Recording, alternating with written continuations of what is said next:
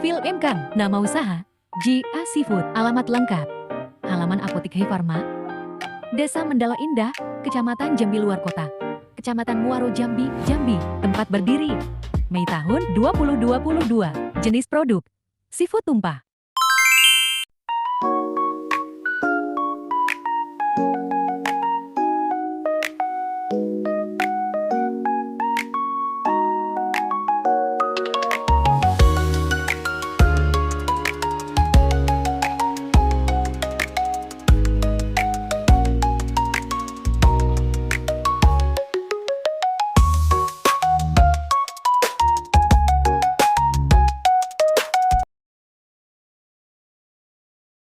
Kenalkan, kami dari mahasiswi UNJA, program studi pendidikan guru pendidikan anak usia dini dari semester 4. Di sini tujuan kami datang ke stand Abang itu untuk wawancara mengenai tentang kewirausahaan berbasis agro. Karena kan Abang jual seafood, nah itu kami ngambil yang berbasis perikanan.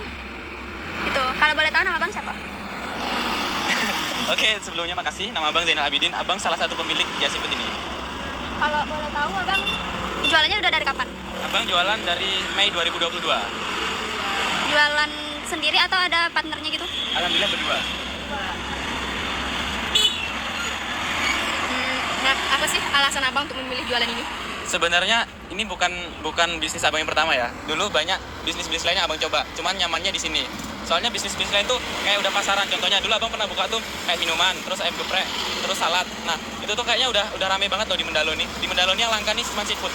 Bisa dilihat di Mendalo nih kayaknya nggak ada kan yang jual seafood selain punya Abang di sini. Maksudnya yang khusus seafood kayak gitu loh.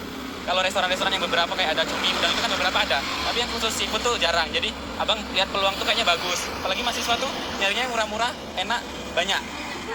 Jadi Abang cobalah beraniin. Dulu Abang nggak langsung buka kontainer. Abang dulu delivery dulu, open PO. Jadi pertama buka tuh Abang open PO. Kalau ada orderan baru buat. Terus lama-kelamaan kayaknya kok kalau open PO tuh kita rugi di apa? Transportnya. Kita banyak kok di transportnya. Jadi berani nggak berani kumpulin modal buka outlet. Outletnya langsung di sini atau dulu? Memang langsung di sini. Pertama langsung di sini. Kalau kita mau membangun sesuatu kan harus ada rasa apa ya, berani ya kan Bang ya? Gimana sih Abang punya awalnya tuh kayak punya kepercayaan diri gitu membangun Kalau ini? alasan pertama tuh kita tuh gini ya. Dari kecil kita udah nyusahin orang tua nggak sih? Nah, jadi kita tuh pengen kayak mana sih caranya nyenengin orang tua? Memang tuh awalnya nggak langsung besar. Awal-awal tuh emang semuanya payah. Kayak modal usaha tuh nggak ada yang namanya orang usaha tuh langsung untung. Jadi yang namanya orang berbisnis pasti rugi dulu. Rugi Abang di awal usaha tuh bisa dibilang cukup besar. Apalagi Abang buka usaha ini real dari uang Abang sendiri ya. Awal buka usaha tuh itulah godaan pertama tuh di awal buka tuh memang modal. Jadi kayak mana kita tuh kuat buat di modal. Itu gimana Abang menghadapi masa-masa kayak gitu tuh? Yakin aja. Pokoknya tetap jangan menyerah, tetap mencoba. Soalnya kan banyak nih usaha-usaha yang baru buka nggak lama tutup, baru buka nggak lama tutup. Karena mereka tuh gampang menyerah. Yang namanya usaha nggak langsung rame. Yang penting intinya konsisten. Kita harus pokoknya kayak mana yang terbaik buat usaha kita. Hari ini harus lebih baik dari hari kemarin. Risiko apa sih Bang selama Abang berbisnis ini? Kalau bisnis ini tuh sebenarnya bisa dibilang minim resiko ya, nggak ada resikonya. Mungkin resikonya nih kalau cuaca hujan kayak gini, dia resikonya nelayan kan hujan banyak angin kayak gini, nelayan jarang ke laut. Jadi gimana kita tuh bisa baca cuaca. Payahnya jualan seafood tuh memang di musim-musim kayak gini, karena barang tuh banyak yang langka. Jadi sebelum musim kayak gini tuh kita harus bisa baca kapan musim-musim tertentu yang seafood tuh payah. Kita harus nyetok lebih banyak dari stok biasanya. Cuman itu sih kalau kendala-kendalanya tuh kayaknya bisa diimbangi lah. Terus kayak kenaikan bahan baku. Sekarang kan semua naik nih kayak plastik, terus kayak cabai, pokoknya bahan baku tuh naik semua.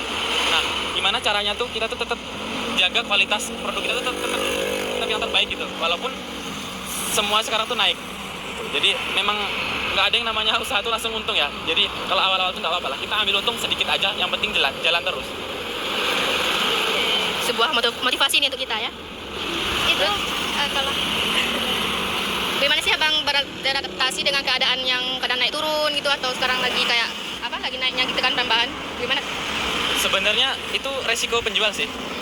Misal nih, kan barang tuh fluktuatif ya, kadang naik kadang turun. Nah, kita tuh memang harus udah menghitung kayak harga jualnya juga ya, kita udah untung ruginya harus kita hitung.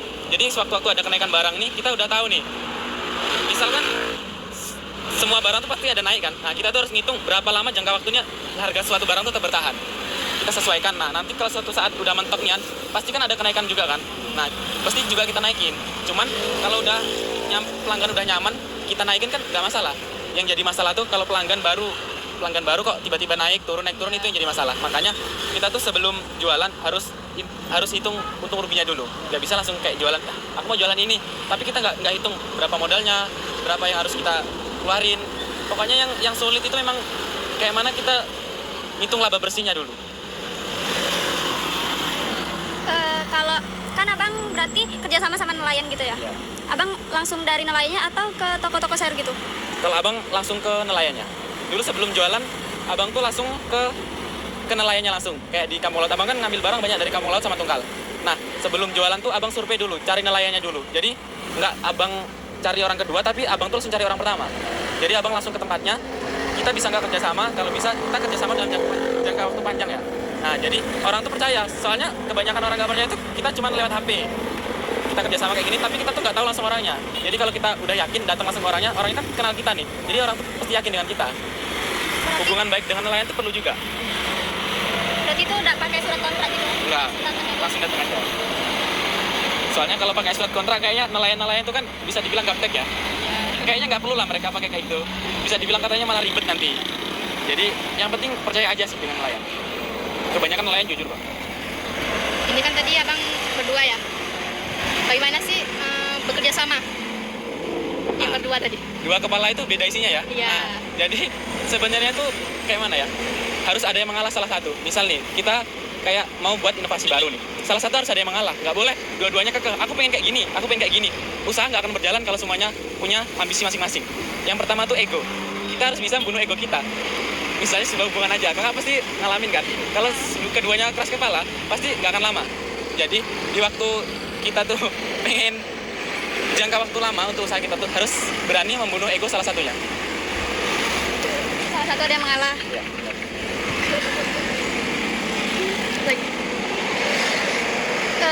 Ini bang, gimana cara abang untuk menjaga kejujuran tentang kualitas produk abang ke konsumen abang gitu? Oh, kalau untuk menjaga kejujuran, abang selalu terbuka ya. Misal nih kayak proses siput tuh, nggak ada yang namanya proses itu disembunyi-sembunyiin. Jadi emang terbuka, bener-bener kita tuh selalu menerima masukan. Misal nih dari proses siput kita tuh ada yang kurang atau kurang tepat kayak gitu. Kita selalu terbuka, pokoknya menerima kritikan dan saran. Jadi pelanggan tuh kayak merasa nyaman gitu. Jadi lama-lama kan loyalitas pelanggan tuh kan perlu kan. Nah, jadi pokoknya kita terbuka menerima kritikan dan saran. Jadi kalau ada yang salah kita selalu terima.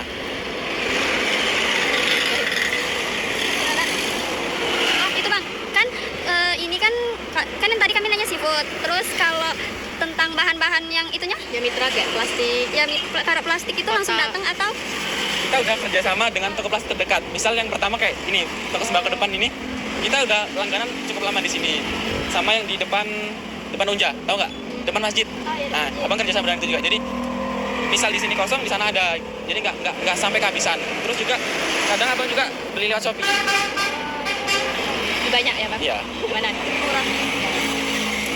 Terus ini pertanyaan terakhir nih bang. Apa sih visi misi dalam abang berjualan? Visi misi foya-foya. Nah, bercanda. Kalau visi misi sebenarnya yang diinginkan pengusaha kayak yang lagi awal kayak ini pengennya lebih besar lagi ya. Pengen kaya raya, pengen punya uang banyak, itu aja sih. Ya, usahanya bertahan lama, punya cabang di mana-mana. Gitu. Amin. Terima kasih ya bang atas ini kami wawancara untuk jualan abang ini. Berdasarkan hasil wawancara yang telah kami lakukan dengan pelaku UMKM di bidang agroindustri, yaitu usaha penjualan olahan siput, dapat disimpulkan bahwa usaha ini memiliki prospek yang cukup baik dan diminati oleh masyarakat. Produk yang dijual seperti kepiting, udang, dan berbagai olahan siput lainnya menjadi daya tarik bagi konsumen karena cita rasanya yang khas dan kualitas bahan yang digunakan. Dari wawancara tersebut, kami juga mengetahui bahwa dalam menjalankan usaha diperlukan kerja keras, ketekunan, kemampuan mengelola keuangan, serta strategi pemasaran yang baik agar usaha dapat terus berkembang. Meskipun terdapat berbagai tantangan seperti persaingan usaha, harga bahan baku yang tidak stabil, pelaku usaha tetap berupaya memberikan pelayanan terbaik kepada pelanggan.